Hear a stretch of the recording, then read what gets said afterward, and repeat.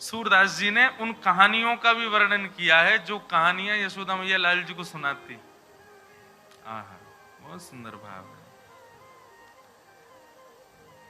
ठाकुर जी सो रहे हैं और यशोदा मैया, ये कृष्ण करणामृत ग्रंथ है, कृष्ण करणामृत ग्रंथ का एक श्लोक है और इसी श्लोक की व्याख्या श्री सूरदास जी ने अपने पद में भी, हम पद भी गाएंगे ठाकुर जी कैसे कहानी सुनते हैं कि नामो रामो नाम बभूवहु तदवला सीतेति हुं तौ पितौ वाचा पंचवती तटे विहरत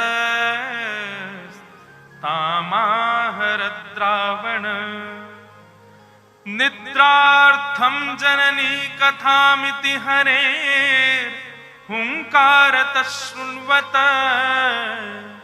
सौमित्रे क्व धनुरिति व्यग्रागिरः पातुना।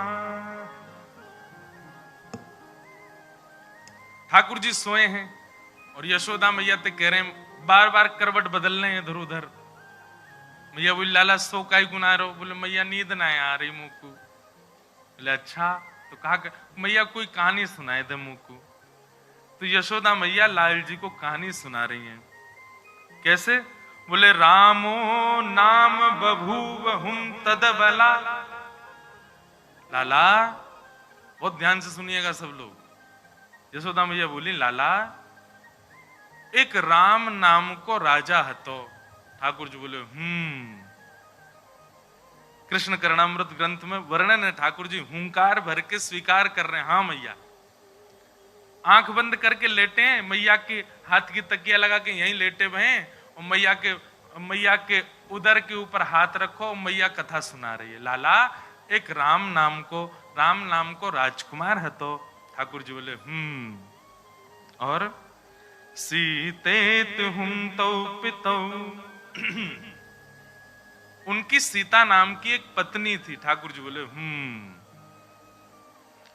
कि वाचा पंचवटी तटे विहरत।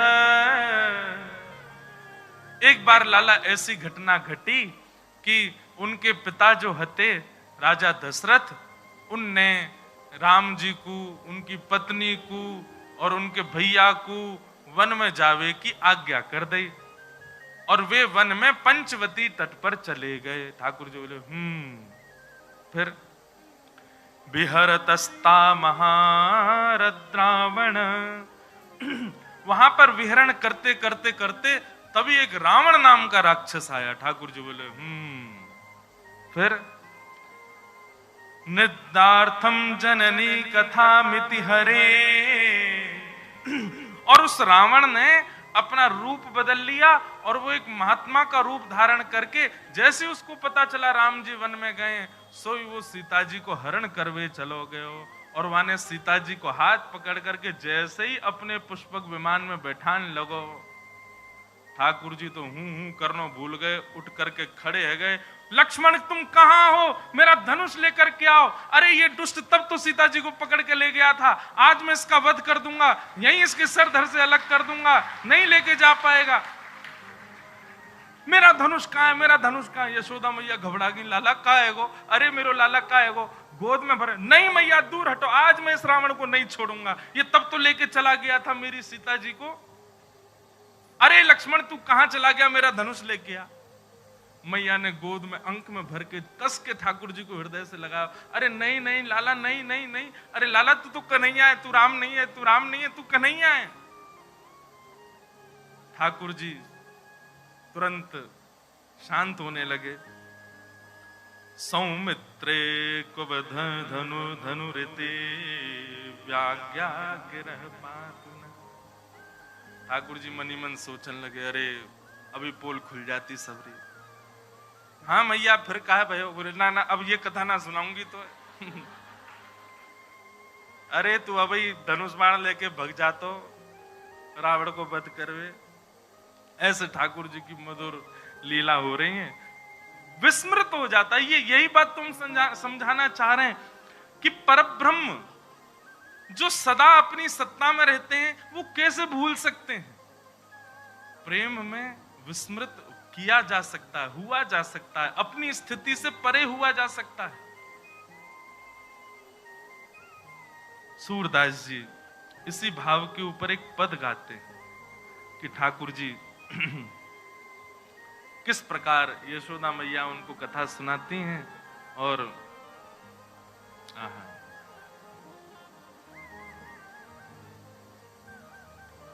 सुन सुत एक कथा कहूं प्यारी, सुन सुत एक कथा कहूं प्यारी, सुन सुत एक कथा कहूं प्यारी। सब लोग गा।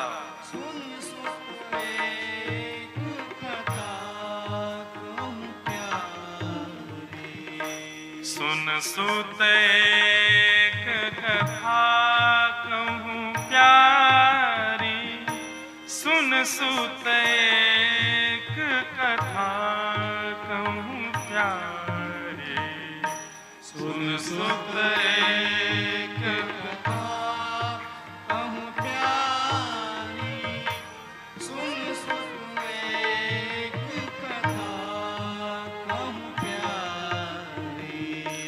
नंद नंदन मन आनंद उपजो, नंद नंदन मन आनंद उपजो। जैसे एक बालक, उसको माँ बोले चल तो एक कथा सुनाऊं, तो बालक जैसे आनंदित हो जाता है, ऐसे ही ठाकुर जी भी आनंदित हो गए, तुरंत लेट गए मैया की गोद में। हाँ मैया मुझको कथा सुना। नंद नंदन मन आनंद उपजो, नंद नंदन मन आनंद उपजो। रसिक शिरोमणि देत हुंकारी, रसिक शिरोमणि देत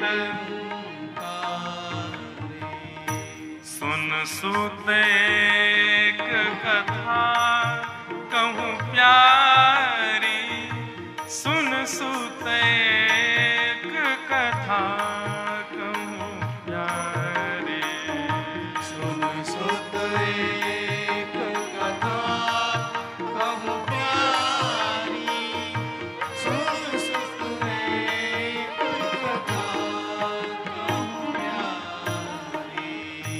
दशरथ नृप जो है तेरा रघुवंशी, दशरथ नृप जो है तेरा रघुवंशी, तिनके प्रगट भये सुत चारे, तिनके प्रगट भये सुत चारे।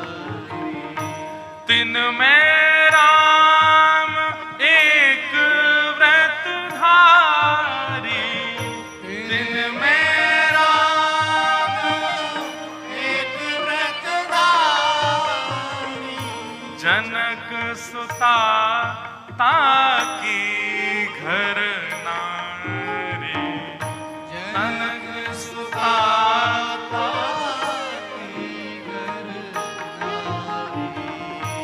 तात वचन सुन राज तजो है, तात वचन सुन राज तजो है। भ्राता सहित चले वनवारी, भ्राता सहित चले वनवारी। और धावत कनक मृगा के पाछे, धावत कनक मृगा के पाछे। राजीव लोचन खेली बिहारी, राजीव लोचन खेली बिहारी। रावण हरण कियो सीता को, रावण हरण कियो सीता को, सुन नंद नंदन नींद बिसारी, सुन नंद नंदन नींद बिसारी।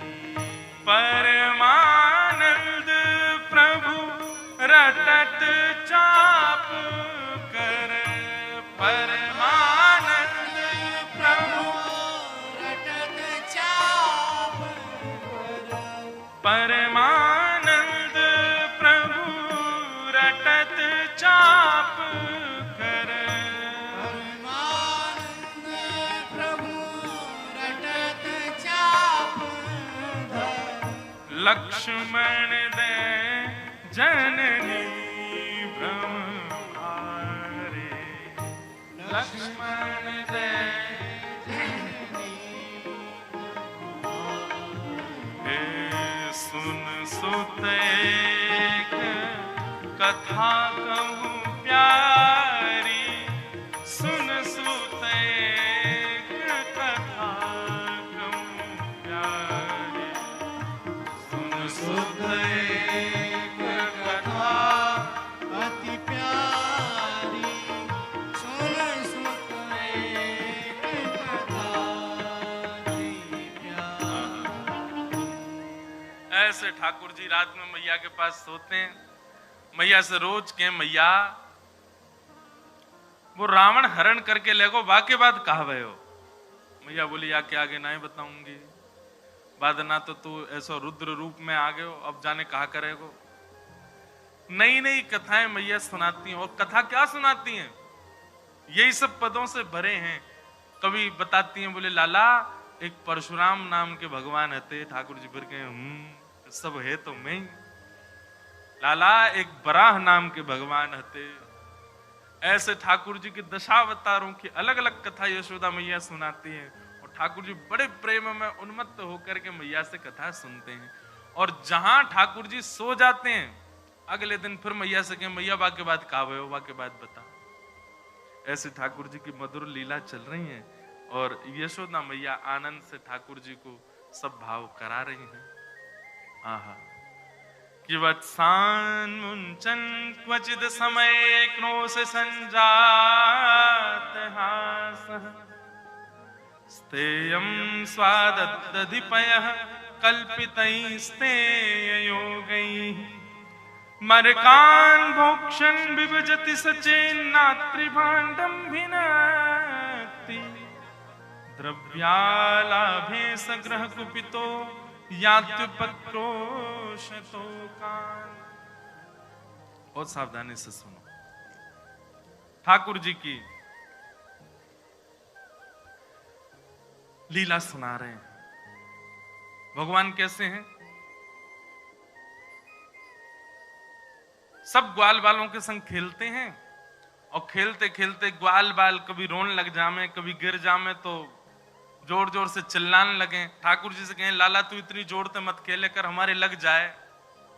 ठाकुर जी बोले अब खेल में हूं, ये देखूंगा कि जोर से खेलूं आराम से खेलूं।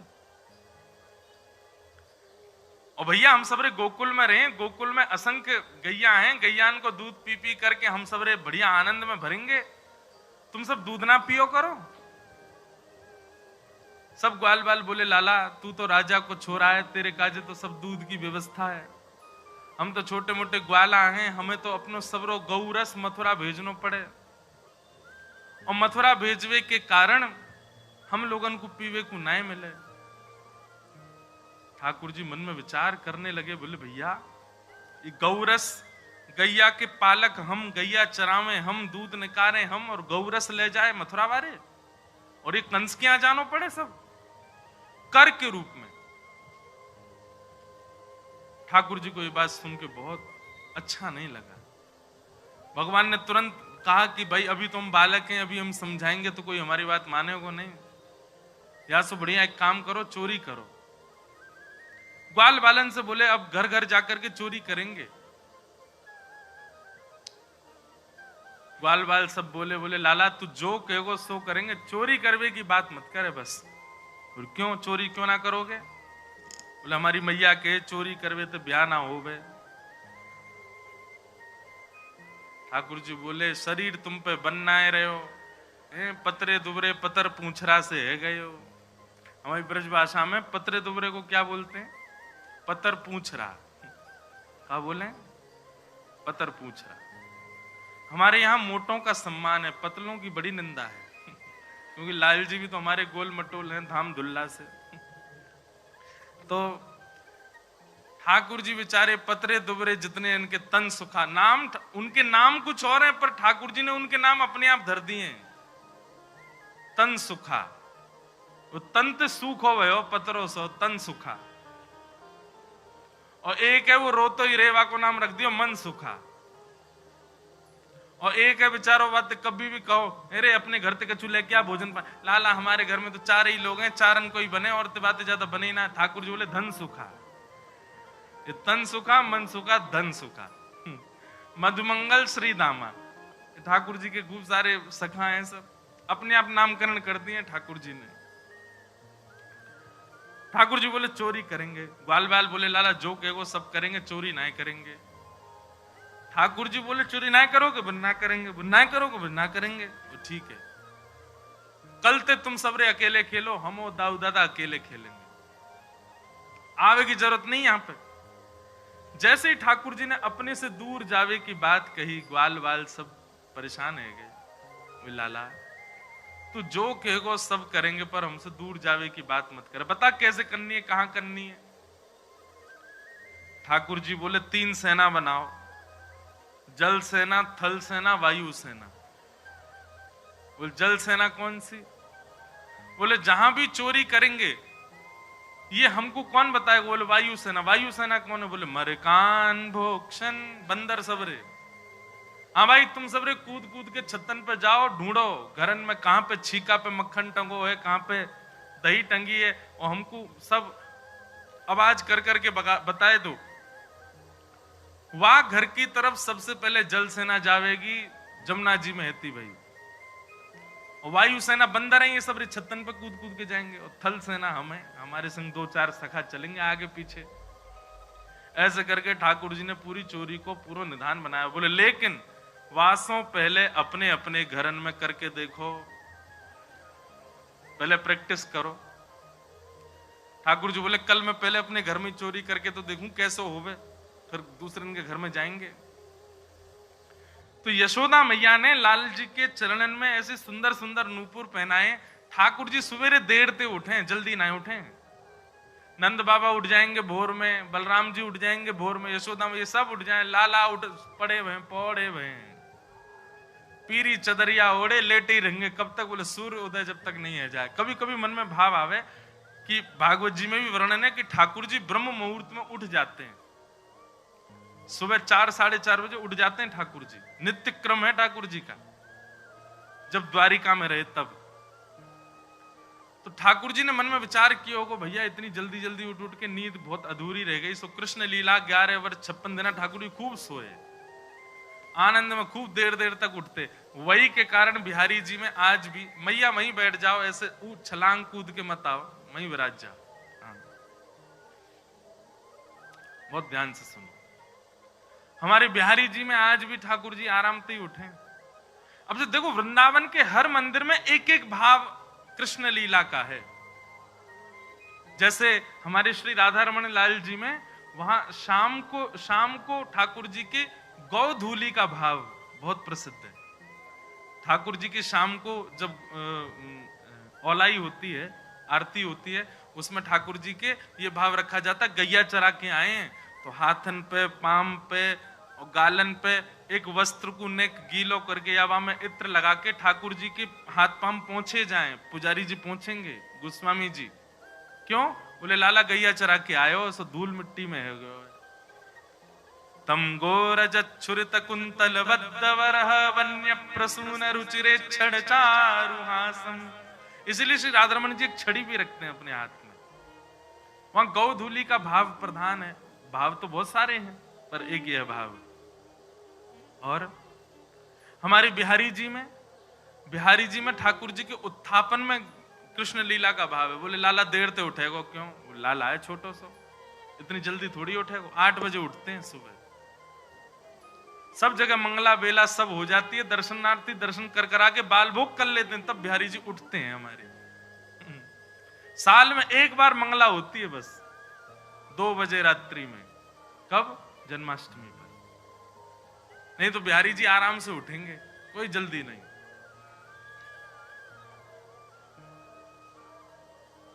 वहां ठाकुर, और घंटी नहीं बजेगी आरती में, क्यों? जोर से घंटी बजा दी, लाला डर गो तो घंटी नहीं बजाएंगे। बिना घंटी की आरती होगा ठाकुर जी की, बिना घंटी की भोग प्रसाद पालें, क्यों? नंद जी के लाला हैं, नंद के घर के लाला हैं। घंटी इनके लाला तो हमारे यहाँ है। नंद जी के लाला तो उनको भोग थोड़ी रखना पड़े, वो तो खुद कूद के आ जाए मैया की गोद में, मुंह खवाओ भूख लगी है। नंद बाबा के संग में प्रसाद कैसे पावे ठाकुर जी वर्णन करें। बोले नंद बाबा स्वयं पावे, लाल जी गोद में बैठ जाएं, और गोद में बैठ के नंद बाबा कहेंगे लाला खाएगो ना? आप ही खाऊंगा, खुद खाऊंगा। और फिर अपने आप सब सामग्री लेंगे, कछु यहाँ गेर दें, कछु। नंद बाबा 3 बार नहामे दिन में, क्यों? वो 2 बार तो लाला ही बिगाड़ दे पूरा, खीर फैला दे, सब्जी फैला दे, कड़ी लगा दे दाढ़ी पे। ऐसे ये कुछ भावों से वृंदावन के मंदिरों में भी ठाकुर जी के बाल लीलाओं को रखा गया। वैसे तो बालक ही हैं सब वृंदावन के भाव में, पर कहीं निकुंज की उपासना है ना, निकुंज के ठाकुर जी तो कुमार अवस्था के हैं। हमारे श्रीनाथ जी में, वहां श्रीनाथ जी में ठाकुर जी का जब श्रृंगार होता है, तब ठाकुर जी के आगे बंटा भोग रखा जाता है। बहुत ध्यान से सुनना, बंटा भोग में प्रधान रूप से बहुत सारी चीज होती है, उसमें मिश्री होती है। वो मिश्री कैसी? हमारी आपकी जैसी हम खाते वैसी नहीं, मिश्री होगी गेंद जैसी बिल्कुल, वो बनाई जाती है स्पेशल नाथ द्वारा में। बोले काय को? बोले लाला अवई जो सेवा है रही है, ये 3.5-4 वर्ष के ठाकुर जी हैं, 2-4 ही दांत निकले हैं, मसूड़े इनमें खुजली हो गए ठाकुर जी के, तो क्या करें? बोले मिश्री ऐसी है, वहां को लेके खुजा ले अपने यहाँ पे। और श्रृंगार के समय भोग क्यों रखा जाता है? बोले कि लाला माने ना है, यशोदा मैया श्रृंगार करें, कभी इतकू भाग जाए, कभी उतकू भाग जाए, तो मैया सामने लाके सुंदर सुंदर आकृति की मिश्री बनाती है मैया। कोई गैया जैसी मिश्री, कोई सितारे जैसी मिश्री, कोई चंद्रमा जैसी मिश्री, कोई तोता जैसी मिश्री। क्यों? लाला को खिलौना बन जाए और पेट भी भर जाए। और यही में व्यस्त रहे, सो मैया जल्दी जल्दी श्रृंगार कर दे लाला को। हमने कथाओं में बताया, कभी आपके ठाकुर जी यदि श्रृंगार बहुत ज्यादा गेड़ते हों, तुरंत सामने भोग पधरा करके फिर श्रृंगार करो, नहीं गेरेंगे, पक्का है। और तब भी गेड़ दें तो समझ जाइयो आप पे नाराज हैं, कोई और मांग कर रहे हैं, वो मांग पूरी करो। और जिनके ठाकुर जी श्रृंगार नहीं गे रहे हैं, जिनके ठाकुर जी कछु हरकतें ही नहीं कर रहे हैं, सोचो ठाकुर जी बहुत ही ज्यादा नाराज हैं। हरकत कर रहे हैं तो इतना मान लो कि हाँ कम से कम चाह तो रहे हैं कि हम सुधार करें। कभी श्रृंगार नहीं गिरते, कभी उछलते नहीं, कभी कूदते नहीं अपने सिंहासन से, कभी हाथ से फिसलते नहीं, समझो लाल जी बहुत ज्यादा ही नाराज है। बड़े व्यवस्थित रहते हैं,